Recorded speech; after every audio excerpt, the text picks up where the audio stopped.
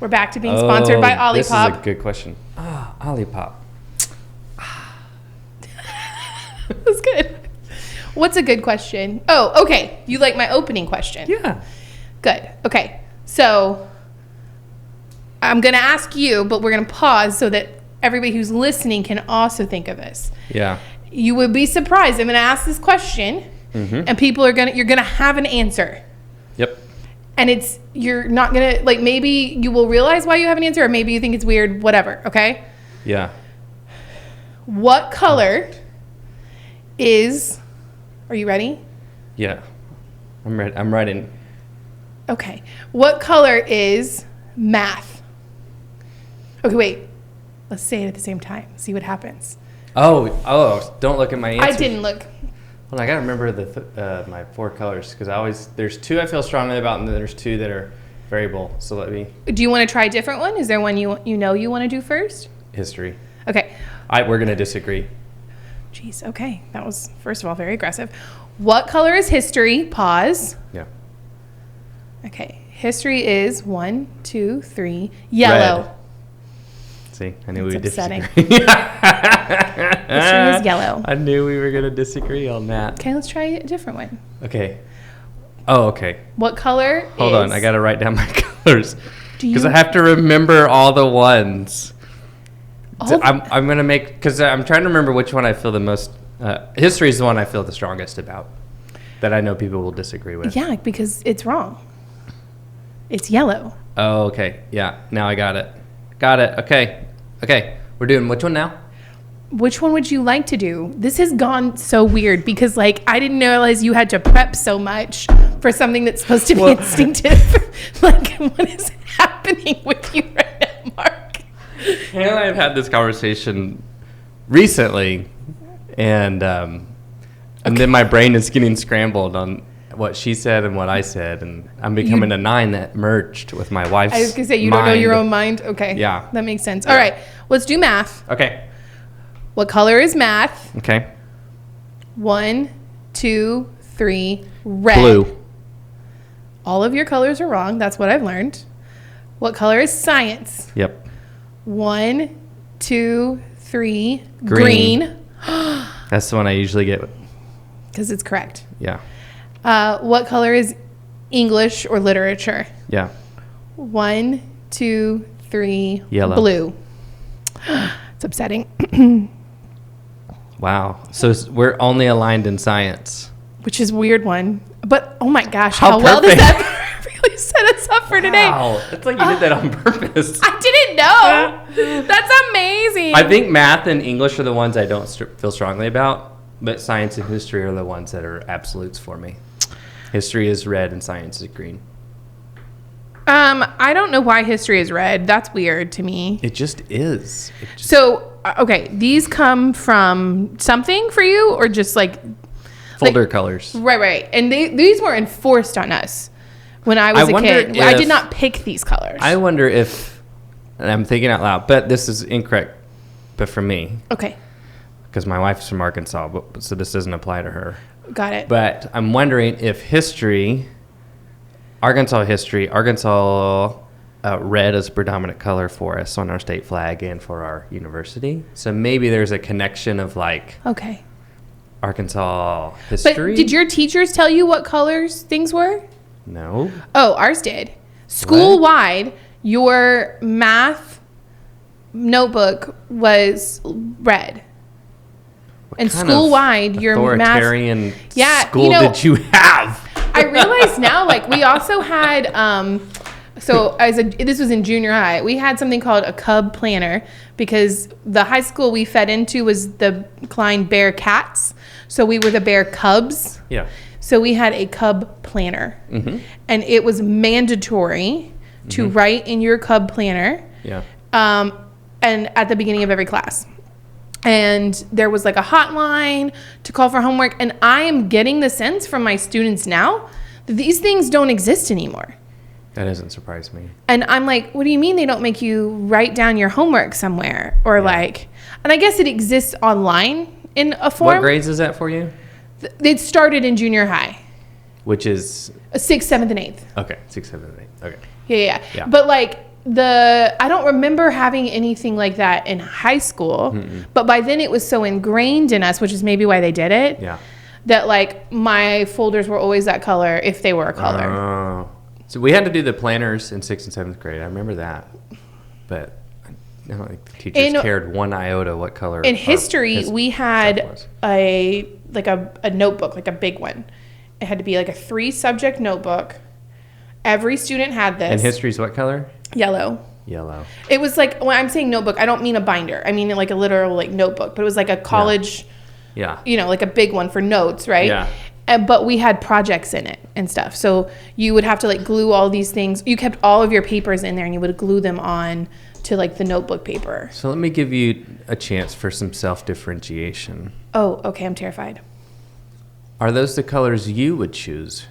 Or can you not differentiate between what you were forced to choose? I don't think I can. This is a question between free will and determinist I think I've just been like programmed. Like I don't know. Wow. Although hold up. My favorite color is blue.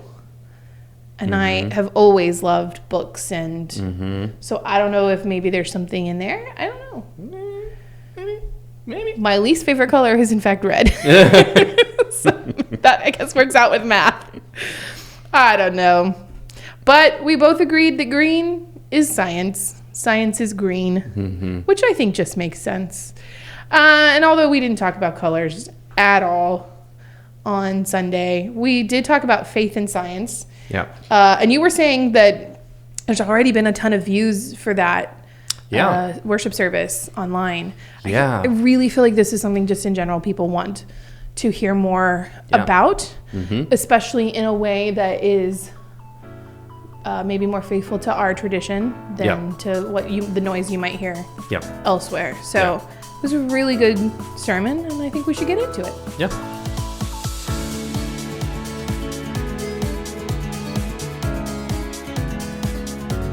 Well, I'm Becca. I'm the pastor of Family Ministries at Katy First. I'm Mark. I'm the senior pastor at Katy First. Welcome to the Katy First Family Podcast, where we offer ideas, inspiration, and encouragement to help you and your family grow as joyful disciples of Jesus Christ. Today, we are talking about our current worship series, Faith for Normal People, and specifically our sermon on Sunday, Faith and Science. Now, I like the way you started out. I actually brought this up in Sunday school for the youth about how traditionally faith and science were actually intertwined. I had to think about that word for a second. Yeah. And how even the early church was actually like a backer for like a patron or maybe individual powerful people within the church were patrons for scientists up to a point. Yeah. And then it took a bit of a turn, you said, with Copernicus and his theory that the sun does not rotate around or revolve around the earth, right, but we revolve around the sun. And then Galileo taking that further, having a little more backup for his more evidence, but being forced to recant, I guess. Yeah. Is that the right word? I think it is. Okay. And say it was heresy. Heresy. And he will not teach it or embrace it anymore. Which is wild. It is wild. The like statement, I thought about reading it because there's like a paragraph statement, which is kind of interesting to look up. That is it's like so strong that like this is bad. Don't do this. This is bad. This is bad. Don't do this. But yeah, and then he's forced to live under house arrest for the rest of his life. So sad. I know, it really is. Yeah. But so like, I think that's where a lot of people, I'm sure there's other division points along the way, but that's like kind of the quintessential one that most people are like, here, this is why the church is seen sometimes as anti-intellectual. Yeah. You get this split starting here. Well, there is definitely. I mean, again, I would say not everywhere all the time. That's true for everything. But, like, there's definitely an anti-intellectual sentiment now, right, within some Christian circles.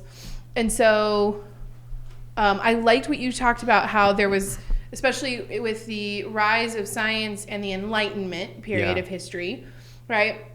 That the Christian swing back to that was to try to take the Bible and use it with the same sort of tactics or methodology as you would use a textbook, which created not just a vision, but lots of problems.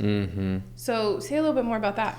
Yeah, I mean, I think so when we want to particularly look at our scriptures and then apply the same sort of, well, one, we want it to answer the questions of science and think that it has to because it's the big T truth of God, and therefore it has to be able to answer all the questions of all things, meaning, oh man, now science is saying this, well, we need our source of ultimate truth needs to be able to answer it. So we start wanting the Bible to give questions, answers to questions of science. Yeah. And then just as like the sentiment of the Enlightenment, which is both obviously good, but the downside to it is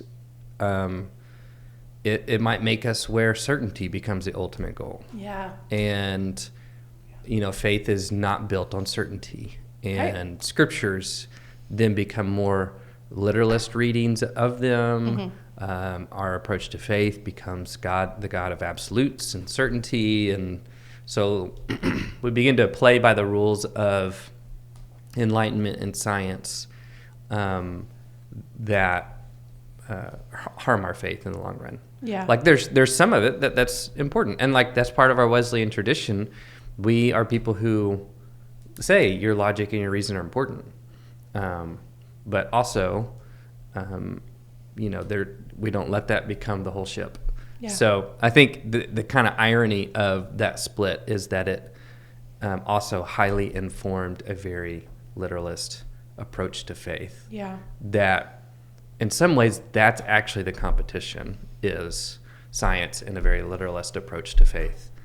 And probably more different versions of our faith are able to deal with the growing science alongside them together in the pursuit of truth, just in different lanes, maybe with different questions and different answers. Yeah. One of the ways that we talk about it, like with the youth or even to some extent the 345ers, is we talk about like a book, like a novel or a movie that you really like. And the one I always go to, because I think it's easy, but it's not always as popular anymore, and that's totally fine and fair. You're dating yourself? A little bit. Okay. Is Harry Potter. It's not true. It's not factually true. Yeah. But it does teach some true things, like that good overcomes evil, that love is more powerful than evil or hate. Yeah. Right? Like it teaches true things without needing to be factual. And so we talk about taking the Bible seriously, but not literally. Yeah. Right? The people who wrote, say, Genesis were not trying to tell you how old the rocks are. Yeah. Or even tell you the actual literal order in which God created things necessarily. Yeah. Or how it actually came into being. Because we've been worshiping in the gym, so you may have seen by the cookie table that there is a big banner that our 345ers have started on, and it says, "What is God like?" And that is kind of, as we're reading through the Bible together as a group, we know that's what the Bible is actually trying to tell us. Yeah. Is what is God like? Yeah. It's not trying to give us facts in the same way all the time. It's certainly not as a textbook. Right. And it can't. We just finished doing the Genesis stories of creation, and it was interesting to watch as they finally figured out. Not finally, some of them probably I knew, but as they really realized that there's two different stories. Right. It starts over. Yeah. Tells it in a different way. Right. And I was like, people do that too. If I do it, and then there was another adult there, it's like I would tell one story and they would tell the same story, but in their own voice. Both stories are trying to tell you the same overall story, just in their own way. Yeah. And it is a really, I think, a helpful thing.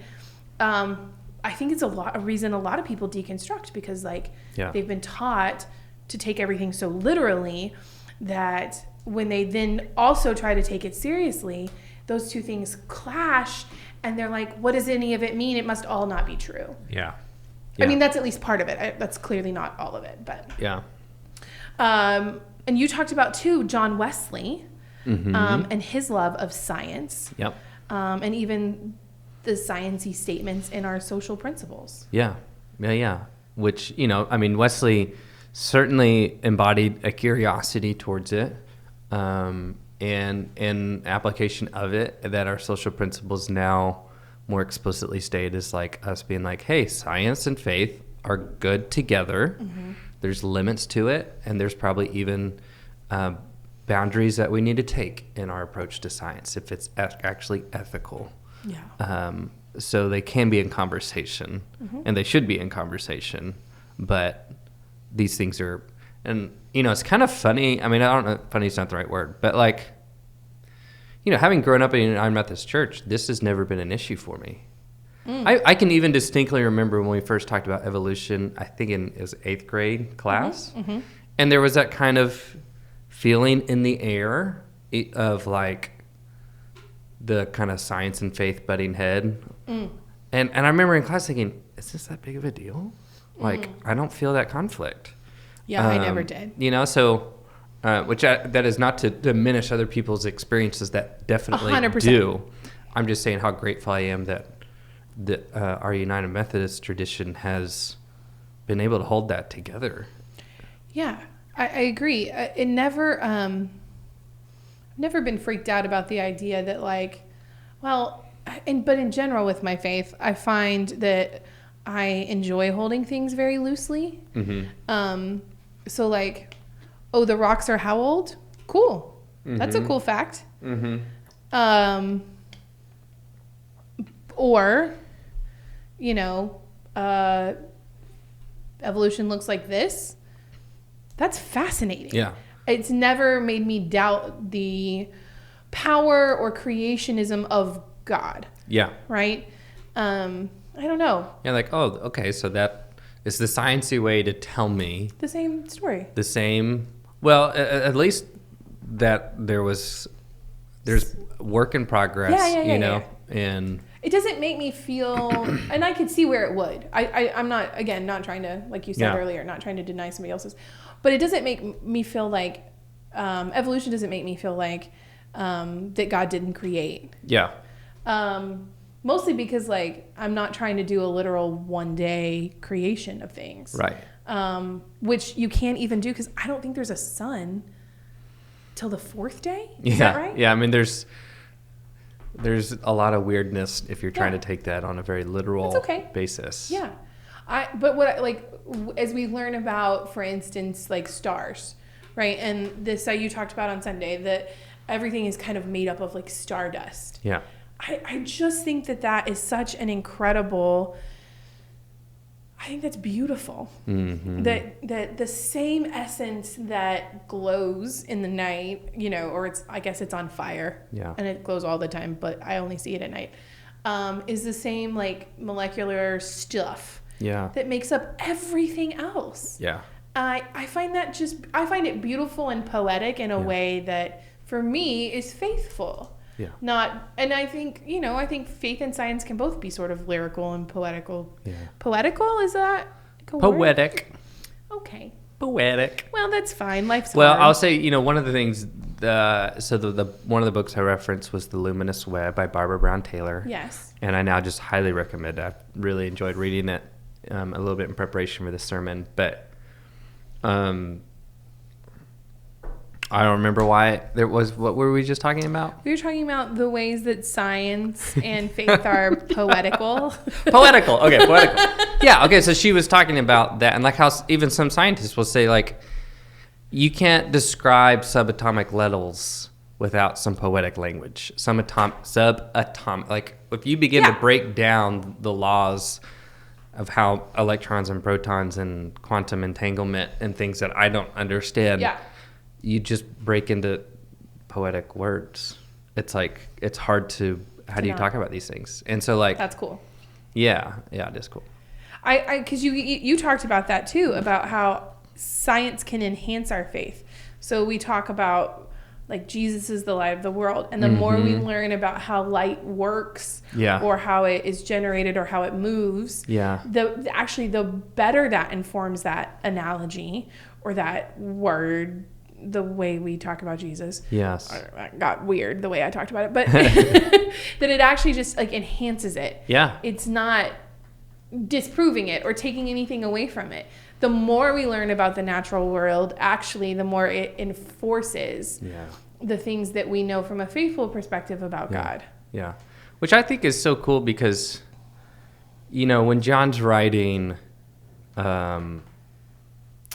his poetic opening to his gospel, in the beginning, this creation language, and then talking about there being a light and the darkness cannot overcome it. Does John is he thinking about science there?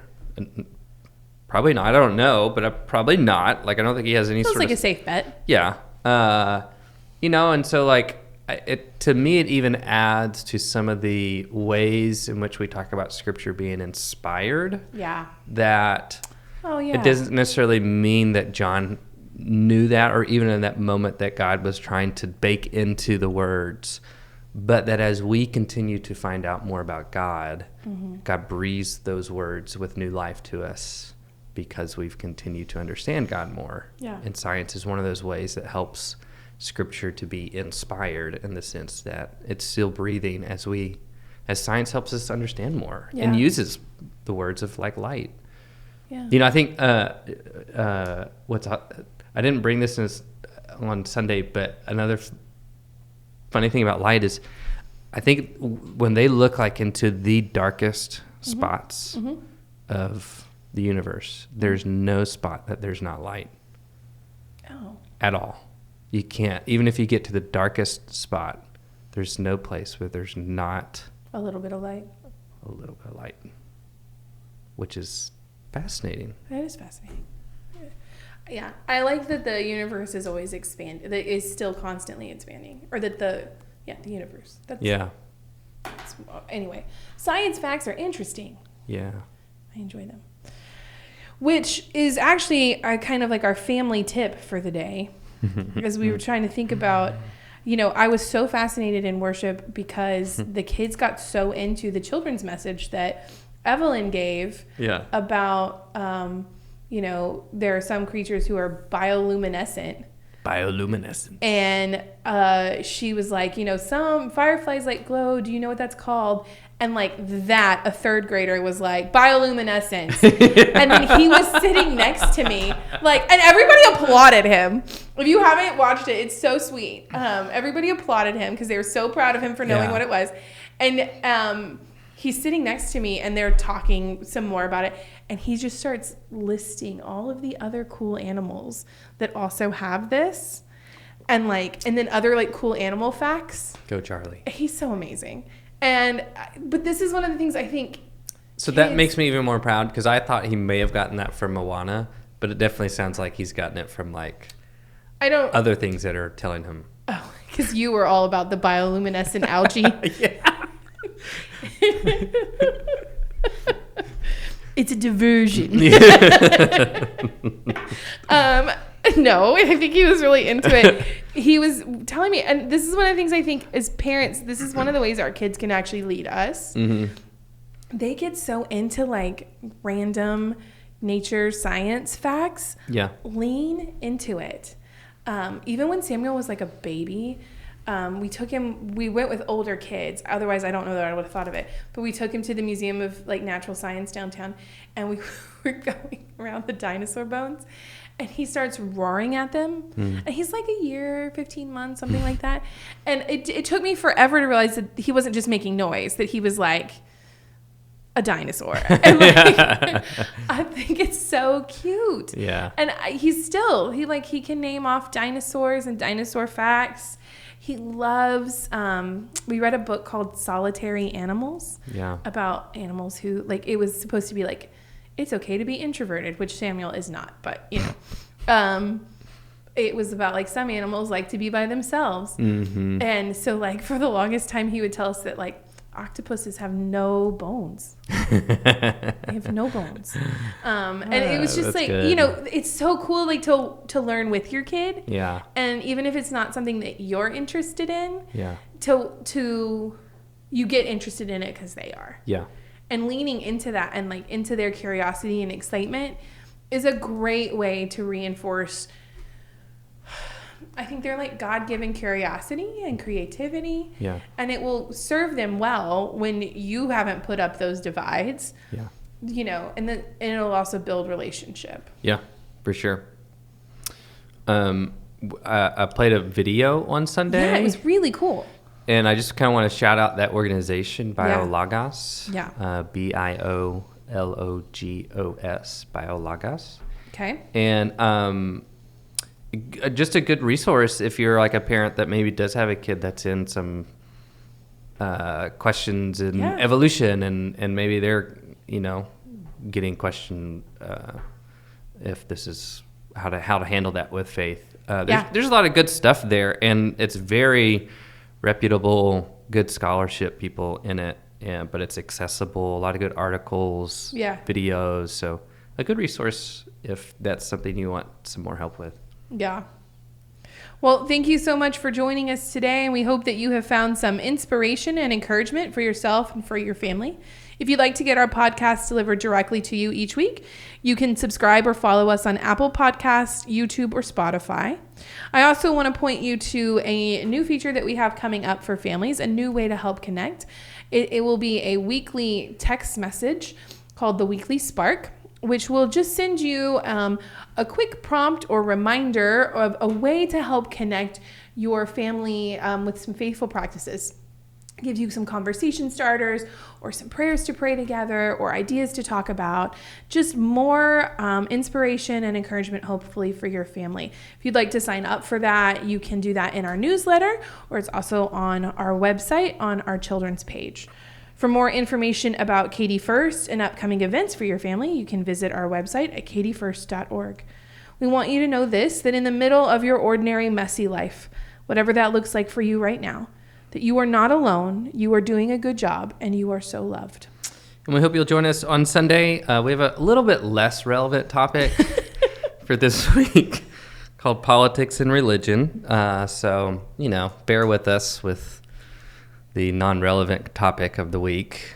This is all sarcastic. The amount of eye rolling that's happening right now.